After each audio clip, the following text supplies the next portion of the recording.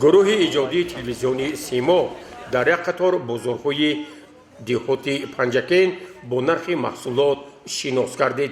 ضمن صحبت فروشنده ها درباره محصولات به ما چنین اطلاع دادند. برنج چند؟ برنج 7 من آخری بازار شرکت‌دار لوکاس برنج لوکس ریگرا سال گذشته هم همین نرخ بود. سال گذشته هم همین نرخ بود یا قیمت چی بود؟ سال گذشته 330 نه بچه آوازی چند؟ باز 320 نخودی کجا بود؟ نخود داشتم آوازی چند سوم کیلو؟ سازı tavacım 5 kiloş dersim 6 kiloş dersim. Arkadaş çan kilo tiyam şu. زرد چند سوم سازی زرد؟ Zart 5 kiloş dersim. 5.5 کیلوش 10 کیلو چند میقاطه؟ Kiloş yak somunu 40 شده 40 somon şudme yak somunu 80 درم مقالته tavacım kiloş. سبزی سرخ چند سوم؟ Yak somunu 60 درم kiloş. کارتوشکا چند سوم؟ Tartışka senin sumtasım sesim mi fırışın?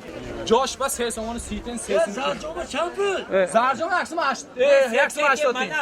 گاشکو یعنی Nami şöyle dakika yaksım. لینگش خطی Ne jura yakış az. Tartışka tuxumi seyinim sumtasım sey biz seysi. تخم کجا؟ Tuxumi qonchi. سال گذشته همین وقت چند سوم بود؟ سال گذشته هم وقت من دوسم 80 تنه گیته بودم تواجم. امسال چی به قیمت؟ امسال همون چیز نیست. در جاش همون نرخ. در جاش 3 سومون. من همون قانچه میرم 3 سوم 30 تین. کیلو کنجوله چند سوم؟ 95 فروخت. سال گذشته چند سوم بود همین؟ سال گذشته 370 380 بود. ها 20 درم قیمت شد تمام. قیمت 380 بود پارچه. روغن چی؟ روغن 23 چند لیتره؟ و 8 لیتر. لیترش 23 سوم؟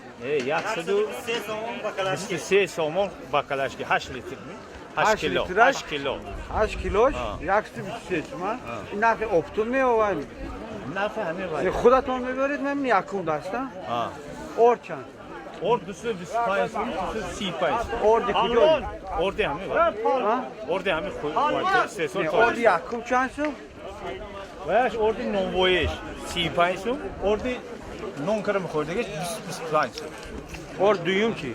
اور دویم 200 سوم 200 سوم. اوردم قیمت شدن سال گذشته ایده؟ از سال گذشته این باز قیمت شد. سال گذشته چند بود همین 8 لیتر؟ 80 سوم. 80 سوم؟ 80 85. آوازی چند سوم؟ Az 35. نرخ سب 7 سوم فرخوزیم. سیبی سوخ چند سوم؟ سب 6 سوم فرخوزیم. سیبی کبود چند سوم؟ اینم 6 سوم فرخوزیم. سیبی زرد چند سوم؟ باش اكو عروس فداش میشم ارزانتر باید خریدار دیده گامزینده مگم اما دوزه سنجه فرق انگور چی؟ انگور 6 سوم این کار کدوم 180 سوم. سال گذشته همین کور چند سوم بود؟ همین خیلی کور سال گذشته چند سوم بود؟ 50 سوم چی به قیمت کرد؟ آخه همه چی قیمت آنه این کور به چی دخل دارد؟ این دلار فرق دارد که؟ آخه نرخ نمو به فرق ندارد نه خب مهنت فرق دارد. نه که اوهان همینجا هست شکری خدا. سویان و ریسور و چی که تمیزوید همینجا هست. شوق اوهو بود هست. چی باید یک مراتب که اوهان قیمت گیه او ببین اوهان 50 درم بود 5 سوم آخه 1 کیلو اوهان به 10 تا کارت میشود. مهنت کجا میره و مهنت دور نشوید کجا میره؟ سال گذشته مهنت کرده بودید؟ سال گذشته. او خاطر ارزون بود خاطر اور 250 270 بود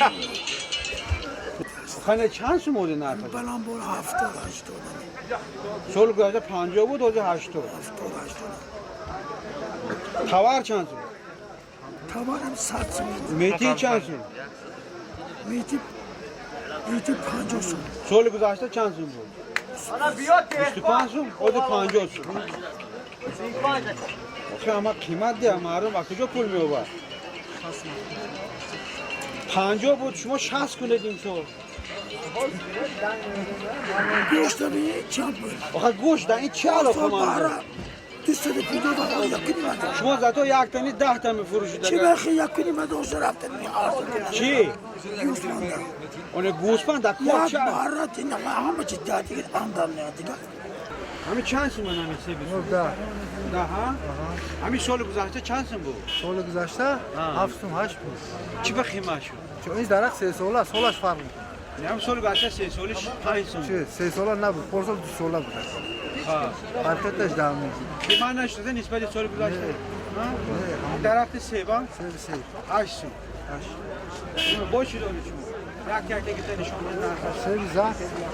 Yani sebiza chance ola. Sola. Sağ sola.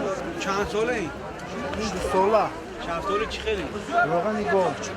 Nikol. Surato iyice beni. Suratos has. Kani. O ince mamonin mar. Has mı? Boş yol. Gelo dore. Gelos bu tamam. Chance mi gelo? Da haş ne? Soru güzelce çıkıl bu. Sola güzel onlar. Boş yol. Tamam. Hocam Olmaz ne? narxini holodon qarib ki hamish yaxshi ham qani. Vobasa vaş bu. Hacım aşma nigo. شرایط بازار با ما معقول قشلاق و نزدیک رهبری کرده پنجتین طور مثال دو کیلوی نان میریم همه جهت با ما معقول از پنجتین گیره اینجا به ارزان Bu taş düsat mı? Sat so'm. Siyoş. Sat so'm. Çibet iyi var. Ini O'zbekistonda vay kompyuter in mashina do'xtaga. Ini dasti xudomo 40 solishga xudam do'zanda. Hami soli güzashta chansın bu? Sol guzasa 80 ming ham keling. İmsol chans. Imchol sat. Çibet qiymat shu. Nima ini O'zbekiston mebirat odamlar girishtamda. Xudam girishtam. Yagonta odam kosona bavay ba biyored migo tamoman biyorem lekin hamon dasti xudomo ini. واقعا امروز موردی اون رسیده است که از طرف راهبریت بزرگ‌ها و دیگر مسئولین تاجران صاحبکاران برای پس کردن نرخ‌ها تدبیرهای علاوه‌ای اندیشیده شود.